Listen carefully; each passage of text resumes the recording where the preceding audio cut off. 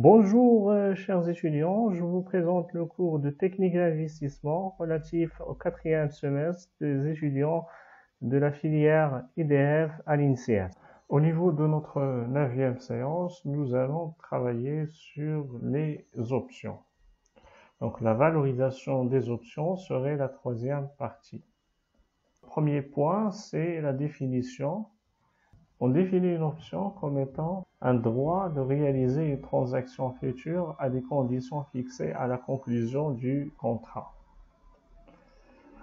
À la date fixée ou aux dates fixées, le détenteur de l'option, l'acheteur, choisit de réaliser ou non l'opération. C'est pour cela qu'on appelle une option, donc ça fait partie des produits dérivés, c'est-à-dire l'acheteur, il a le droit et non l'obligation d'acheter, de réaliser une opération.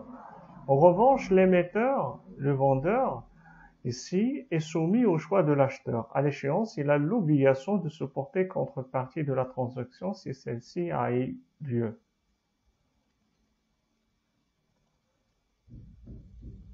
Les deux types d'obligations classiques sont le call, le droit d'acheter un actif financier, on l'appelle le sous-jacent, dont la valeur est notée S, à ou jusqu'à une date fixée, qu'on appelle l'échéance, à un prix fixé, qu'on appelle le prix d'exercice, qu'on va noter X. Le put, quant à lui, c'est le droit de vendre un actif financier à ou jusqu'à une date fixée à un prix fixé. L'option est dite européenne s'il peut être exercé uniquement à une date fixée, à l'échéance, on va noter T. Elle est américaine si elle peut être exercée à tout moment jusqu'à une date fixée. Deuxième point, c'est les cash flows associés à une option. À la conclusion du contrat, l'acquéreur paye à sa contrepartie une prime reflétant la valeur de l'option. Le prix d'achat est noté C pour un call et P pour un put. Donc, c'est la prime qu'on va payer lors de la conclusion du contrat et qui est réversible, c'est-à-dire qui va vous donner et vous offrir le droit de faire la transaction.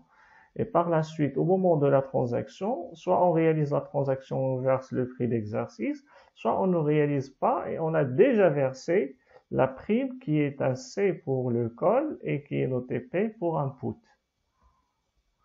À l'échéance, il choisit ou non d'exercer son option en fonction des conditions de marché, c'est-à-dire le prix du sous-jacent. Si l'opération est intéressante pour l'acheteur, il exerce l'option, sinon il n'exerce pas l'option. S'il n'exerce pas l'option, il va perdre la prime qu'il a déjà payée. S'il exerce, il doit verser en supplément de la prime déjà versée, il doit verser le prix d'exercice.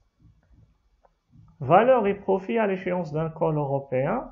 On va expliciter ce que nous vient de mentionner en définition. Donc, nous avons un acheteur et un vendeur. À la conclusion du contrat, on a dit que l'acheteur, il va verser une prime notée C pour un call et il va être versé à un vendeur et elle est égale à plus C chez le vendeur, donc il va l'encaisser. Et cette somme-là, elle est irréversible et reflète la valeur de l'option. À la date d'échéance, maintenant, ce qui va se passer, c'est deux situations. La première situation, si la valeur du sous-jacent est inférieure au prix d'exercice. Si la valeur du sous-jacent est inférieure au prix d'exercice, donc l'acheteur là, il se centralisé et par la suite, il va pas exercer l'option. Dans ce cas, la valeur, elle est égale à 0. Donc, on parle ici de la valeur de l'option. Et les cash flows associés, ils seront moins C chez l'acheteur et plus C chez le vendeur. Maintenant, c'est dans la deuxième situation. Si la valeur du sous-jacent est supérieure au prix d'exercice, ce qui est intéressant pour l'acheteur, parce qu'en ce moment, il peut acheter, exercer et revendre et dégager la plus-value.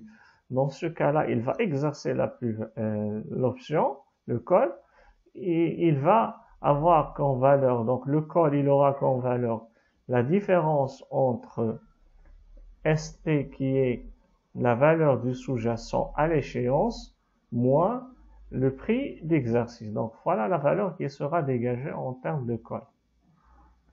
Et par conséquent, le cash flow associé, c'est cette valeur dégagée moins la prime qui a été déjà versée, donc qu'on a déjà versée au moment de la conclusion du contrat. Donc l'inverse, il va se produire chez le vendeur qui va encaisser cette prix d'exercice, moins la valeur bien évidemment du sous-jacent. Donc la valeur du col à l'échéance peut s'écrire de manière compacte. La valeur du col, ça c'est la valeur C. T, c'est lié à la date de l'échéance, déjà on sait. Soit elle est égale à 0 si on n'exerce pas, soit elle est égale à la différence entre la valeur du sous-jacent et le prix d'exercice si on exerce l'opération. Pour matérialiser ou bien pour illustrer cette situation, on a recours à cette représentation graphique où vous constatez tant que le prix du sous-jacent, c'est-à-dire la valeur du sous-jacent est inférieure au prix d'exercice, on n'exerce pas, donc la valeur du col elle est égale à 0. Quant à cash flow associé, ils seront moins C, c'est-à-dire qu'on a déjà payé la prime à la date de conclusion du contrat. Donc voilà ce qu'on va payer. Maintenant, si jamais la valeur du sous-jacent est supérieure, tant qu'elle est supérieure au prix d'exercice, on exerce et par conséquent la valeur du col, il va être considéré comme étant la différence entre ce qu'on appelle les cash flows associés, la différence entre la valeur du sous-jacent et le prix d'exercice qui est représenté de la manière suivante. Et les cash flows, on retranche également le montant de la prime déjà versée à la date de conclusion du contrat. Donc ce qui est valable pour le call, il est valable pour le put à quelques différences qu'on va constater. Donc nous avons l'acheteur et le vendeur. À la date de conclusion du contrat, l'acheteur il va verser la prime du put qu'on va noter P. Donc il est versé, il est irréversible pour le vendeur. À la date de l'échéance, donc nous avons soit on n'exerce pas si jamais maintenant la valeur du sous-jacent est supérieure au prix d'exercice, on préfère de ne pas exercer. Et par conséquent, la valeur du sous-jacent, la valeur de l'option plutôt, elle est égale à 0. Et par conséquent, les cash flows, on va verser chez l'acheteur moins P qui doit être versé auprès du vendeur. Maintenant, si la valeur du sous-jacent est inférieure au prix d'exercice, on va exercer l'option et par conséquent, la valeur, c'est la différence entre la valeur du sous-jacent et le prix d'exercice. Et la différence, voilà, les cash flows associés, c'est la différence de cette valeur dégagée moins la prime qui a été déjà versée au départ. Donc voilà maintenant le même principe chez le vendeur, donc en contrepartie de l'opération réalisée chez l'acheteur. De manière compacte, la valeur du put à l'échéance peut s'écrire, c'est le maximum entre 0 et également la différence entre la valeur du sous-jacent et le prix d'exercice. Donc la représentation graphique elle est matérialisée comme suit.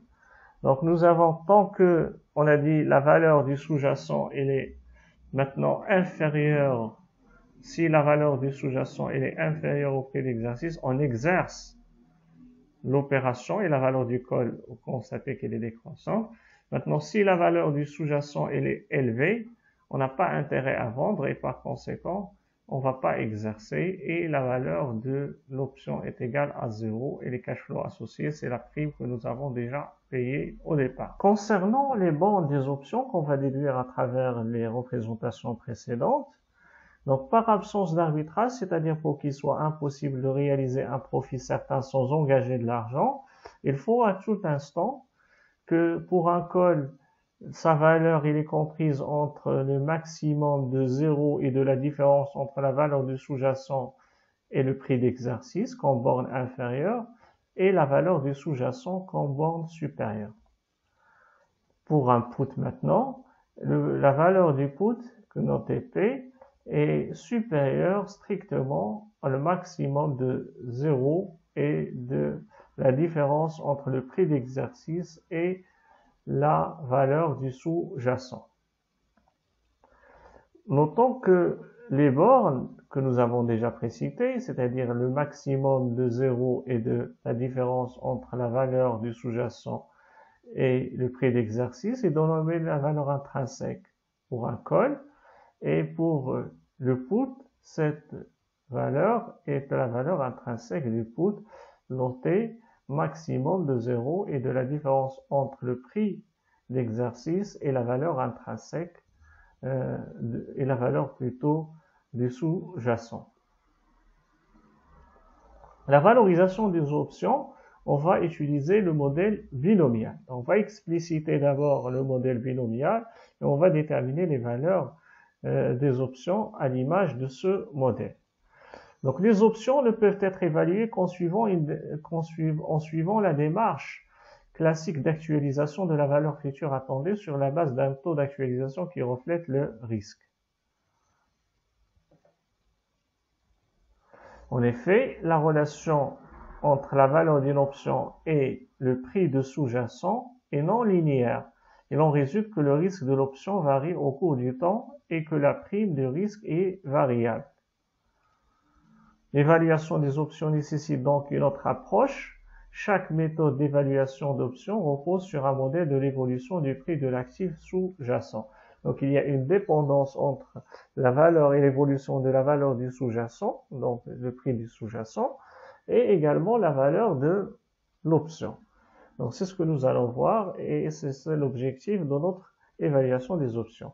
Donc le modèle le plus simple est le modèle plus simple est le modèle binomial qui suppose qu'au cours d'une période qu'on va nommer pas, la valeur de l'action ne peut évoluer que dans deux directions, soit à la hausse on va noter up ou la baisse on va noter down. Notons la valeur de l'action S indice U en cas de hausse et S indice D en cas de baisse. S c'est la valeur 1 de sous-jacent et U ça veut dire hausse et D ça veut dire la baisse. Les rapports entre les deux valeurs de l'action en fin de période et la valeur de début de période sont notés U et D. Donc on va mettre la formule. Donc U qui est la hausse est le rapport entre la valeur de sous-jacent en cas de hausse sur la valeur lors de la réalisation du contrat. Et D est égal à la valeur du sous-jacent en cas de baisse à la date d'échéance par rapport à la valeur de sous-jacent à la date de conclusion du contrat. Les valeurs des variables U et D sont liées à la volatilité sigma de l'action par les formules suivantes. Donc U est égal à l'exponentielle de sigma variation du temps et D est égal à 1 sur U, c'est-à-dire l'exponentielle de moins sigma variation du temps. Le taux d'intérêt sans risque est noté RF de manière à établir un lien entre le facteur d'actualisation et la longueur de la période. Nous utiliserons un taux continu. Donc le facteur d'actualisation permettant de calculer la valeur actuelle en début de période de 1 dirham disponible en fin de période et de, voilà, on va noter nu est égal à l'exponentielle de moins RF, c'est-à-dire la rentabilité sans risque, voilà, le taux d'intérêt sans risque, fois la variation du temps. Pour éliminer toute forme d'arbitrage, nous supposerons l'inégalité vérifiée suivante.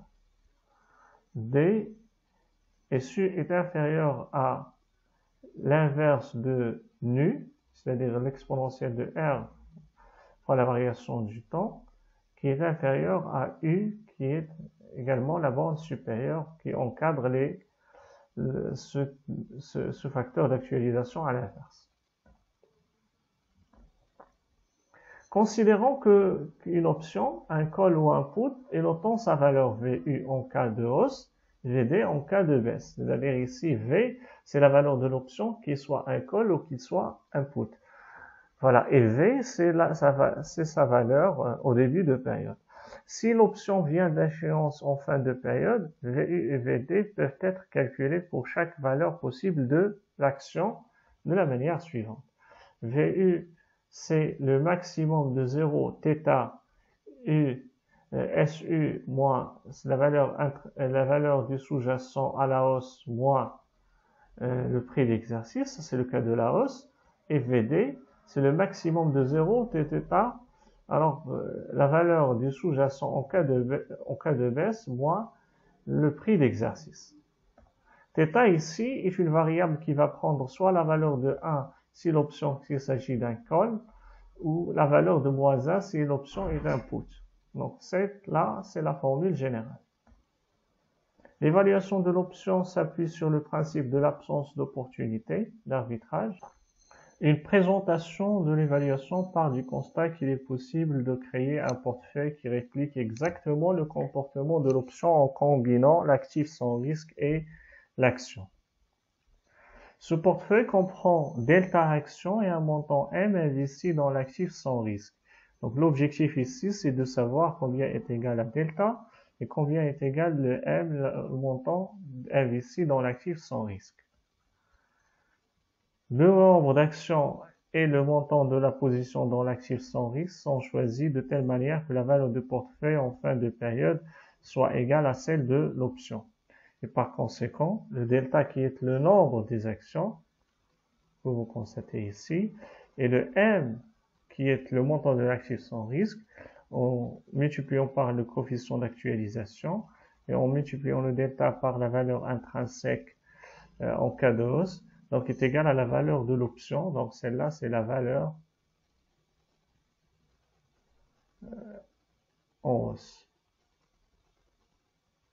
Donc normalement, c'est la valeur de l'option qui doit être égale à la valeur du portefeuille. En cas de hausse, bien sûr. Donc le même principe en cas de baisse, c'est la valeur en cas de baisse qui est égale, voilà, au montant de l'actif, et on cherche à déterminer le delta. Donc en connaissant les autres indicateurs et les autres paramètres, on va chercher, on va déduire, voilà, le delta qui est égal à la formule finale, la valeur en hausse, moins la valeur en baisse, fois le rendement de hausse, voilà, celle-là, maintenant, le S, c'est la valeur du sous-jacent en début de période, en 0, on la date 0. Donc, ce qui va nous permettre de donner la formule de delta. Maintenant, la formule de M, en faisant les mêmes manipulations de calcul, ça va être en fonction de nu, le facteur d'actualisation. Nous allons présenter le U et le D, le rendement, les valeurs, et diviser par ces deux rendements en hausse et en baisse. Le nombre d'actions dans le portefeuille qui permet de répliquer l'option est appelé delta, c'est le delta que nous avons présenté de l'option. Il peut s'interpréter comme la sensibilité de la valeur de l'option, donc c'est la sensibilité de la valeur de l'option par rapport à l'évolution du cours du sous-jacent. On peut vérifier que le delta d'un call est positif, il faut acheter des actions pour répliquer un call, et que le delta d'un put est négatif, donc il faut vendre des actions à découvert pour répliquer un put. En revanche, la position dans l'actif sans risque est négative pour un call, un emprunt, et positive pour un put qui est un placement. Donc un call, c'est le delta, et est positif, et comme nous avons dit, pourquoi il est positif, c'est pour acheter. Donc ça, c'est l'achat.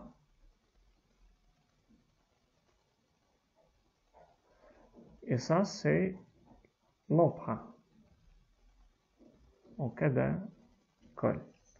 Pour le put, c'est l'inverse. Donc ça, c'est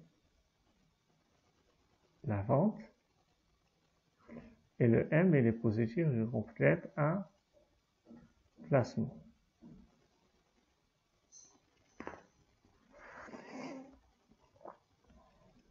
Sous la condition d'absence d'opportunité d'arbitrage, la valeur de l'option doit être égale à celle du portefeuille qui le réplique. Par conséquent, nous avons V est égal à delta fois S plus N. Cette égalité peut également s'écrire de la manière suivante, en changeant la position de M et de V. La combinaison de deltas actions et de la vente d'une option est équivalente à une position sans risque. Donc, c'est une réplication de le portefeuille qui réplique le comportement de l'option. Pour concrétiser et illustrer ce que nous avons vu, on va passer à l'application suivante. Un investisseur a décidé d'investir dans des produits financiers moins traditionnels, les actifs dérivés, c'est-à-dire les options. Son banquier lui propose un call européen sur une action ABC avec une échéance d'1 an, un prix d'exercice, voilà le prix d'exercice contrat 90 qu'on note généralement X, et la valeur de l'action S actuellement est égale à 200. Donc l'année prochaine, le prix de l'action peut soit doublé, c'est-à-dire le U maintenant est égal à 2, ou bien diminuer de 2 moitiés, c'est-à-dire le D est égal à 1 demi. Le taux sans risque, voilà, est égal à 4%. La première question, à quel prix sur la base d'un modèle binomial avec pas d'un an, l'investisseur peut-il acheter le call à l'échéance? Quel portefeuille pourrait-on créer pour répliquer le comportement du call? Donc, on va utiliser les mêmes méthodes et les mêmes formules que nous avons utilisées lors de la présentation de notre cours. D'après l'énoncé, nous savons que S est égal à 200, X est égal à 190, U est égal à 2, le prix de l'action double, et D est égal à 1,5, donc il diminue de la moitié. Donc, on détermine tout d'abord l'évolution possible de la valeur de l'action. À T0, la valeur est égale à 200. À T est égal à 1, la valeur en cas de hausse est égale à 400 et en cas de baisse est égale à 100. Ça, c'est la valeur de sous-jacent. Le call est un droit d'achat, c'est ce que nous avons déjà au niveau de principe des options. Par conséquent, dans un an, l'investisseur aura le droit, mais non l'obligation, d'acheter l'action pour 190 dirhams. En cas de hausse du cours, l'investisseur exercera son option. En effet, il peut acheter l'action à 190 et la revendre immédiatement à sa valeur de marché 400 dirhams. Dans ce cas, il réalise un gain de 400 moins 190 qui est égal à 210. En revanche, en cas de baisse, l'investisseur n'exercera pas son option car sinon il achèterait à 190 une action valant seulement 100. Et la formule générale pour définir la valeur d'un call est égale à C, maximum de S moins X fois 0 ou bien 0. Celle-ci indique que le call est exercé uniquement si le cours de sous-jacent est supérieur au prix d'exercice.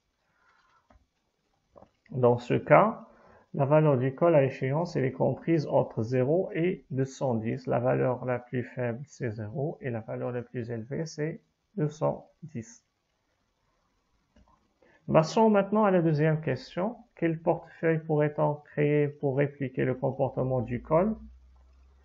Il est possible de répliquer le comportement du call en empruntant un montant M et en investissant dans delta actions du titre sous-jacent. Nous savons que le delta est égal à la VU moins VD sur SU moins SD. Donc, en remplaçant par les chiffres, on va trouver qu'il est égal à 0,7. Et M, qui est le montant, est égal à U fois VD moins D fois VU sur U moins D fois le facteur d'actualisation, donc ce qui va nous donner moins 67,26. Donc la valeur maintenant de ce portefeuille qui est égale à 72,74. À l'échéance, le portefeuille vaut la valeur notée delta moins ST moins R fois le facteur d'actualisation. Cette formulation s'interprète comme la revente des actions à leur cours du moment et le remboursement de l'emprunt sans risque avec un paiement des intérêts. Par conséquent, si le cours augmente, le portefeuille vaudra 210.